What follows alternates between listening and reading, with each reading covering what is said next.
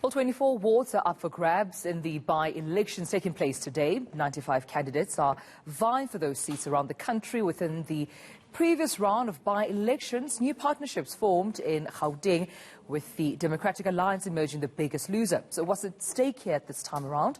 eNCA's GOVAN Whittles is in Benoni. We also will be in Ashton, a tiny town in the Langeberg municipality, where our reporter Monique Botlock also joins me live. Good to have you back, colleagues. Let me start with you, Monique, in terms of where you're standing. Any updates in terms of, voter turnout? How's it looking from where you are, Monique? It's been a surprisingly busy morning here in Ashton at the Barnard Hall. I'm just going to be chatting to two of the ward candidates from two of the smaller parties, that's COSA and COPE. A little earlier I mentioned to you that this seat became vacant after the former ward councillor from the DA, his membership was terminated due to allegations of fraud. When I spoke to the DA's ward candidate, Sonia Beginsel, she was quite confident in the DA's chances of retaining the seat. The smaller parties would disagree with that, saying that the voters' support or their faith in the DA may have been shaken after the former ward councillor, after he left in the way that he did. But just to bring in, I'm first going to bring in Cope. Sir, you are running for the ward candidate on behalf of Cope.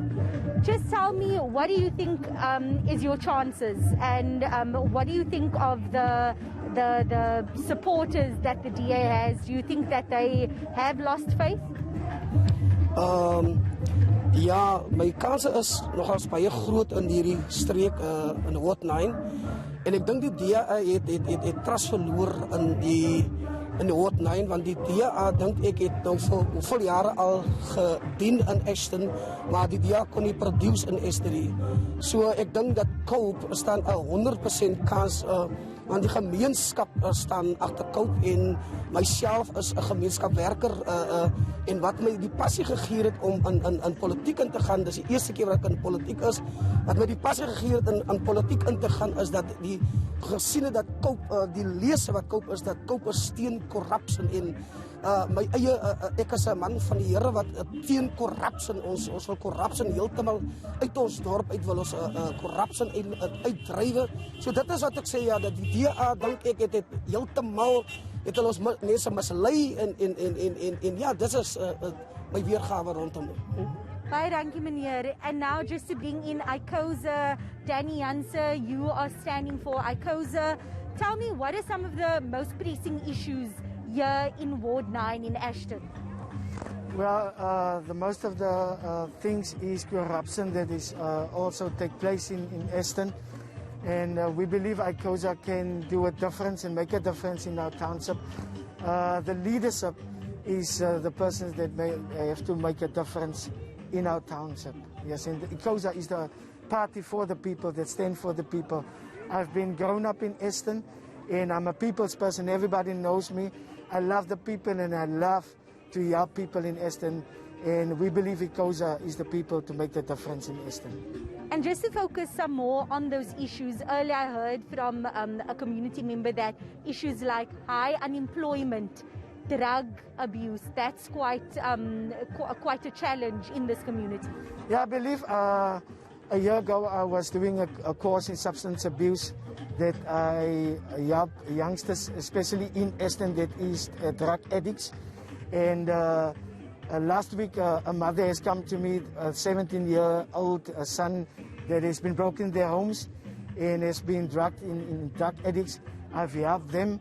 And I believe if there is more opportunities for our young people, and especially for our people that don't have jobs, if that can be created, it can make a difference in Ashton.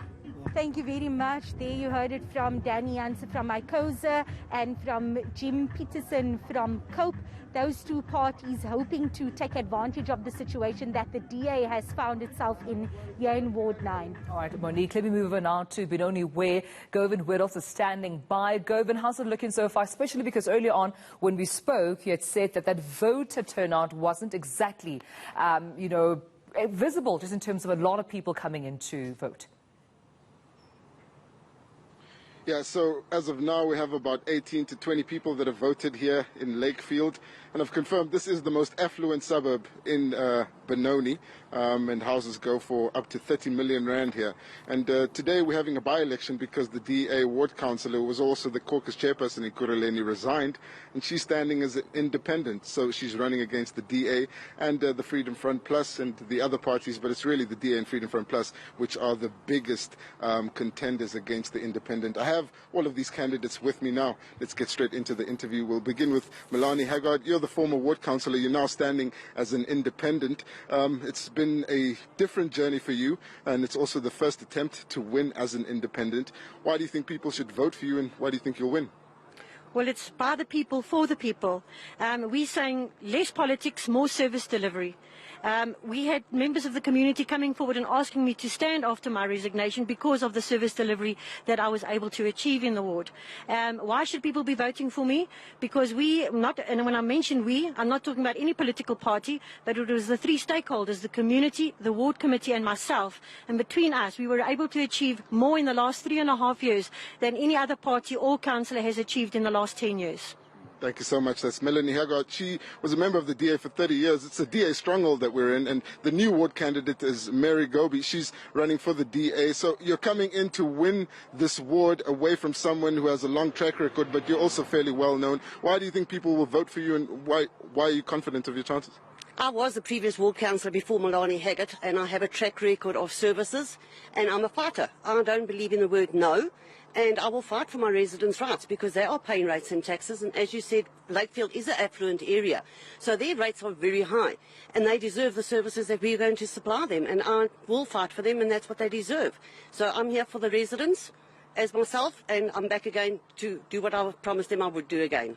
Thank you so much. Mary Gobi there from the Democratic Alliance. And lastly, Jennifer Glover. She's from the Freedom Front Plus, which undoubtedly represents a major threat to the Democratic Alliance, as we saw in the last by-election. So, Jennifer, you're coming in to win some of the DA's support. Why do you think people are going to vote for you, and do you believe that you're going to win? First and foremost, thank you so much for the opportunity. I think, firstly, there's a few issues in the ward, in Ward 28, with regards to electricity, water infrastructure, account problems, safety and security. Those are major issues. I think the Freedom Front Plus provides the best real solutions, and I think it's the best vehicle for that. And I also think with my legal background, along with my passion for politics, as well as for local government, I can really make a change. So I definitely want to urge the voters, please go out to the polls today and go vote Freedom Front Plus. Okay, thank you so much. Jennifer Glover there, Mary Gobi and Melanie Haggard. They're the three top candidates contesting this ward. It's a ward with affluent issues. Although they're a pretty wealthy area, they do still have basic problems such as sewage running through the streets and some service delivery issues. But as you can see here, it's a race between these three candidates, and at the moment it's not clear who's going to take it, particularly with the voter turnout still trickling in at a snail's pace. But we do expect it to get busier after work. All right, then, Govan, WHITTLES, we'll leave it at that. Thank you so much to yourself and to my colleague Monique Motlock for those updates.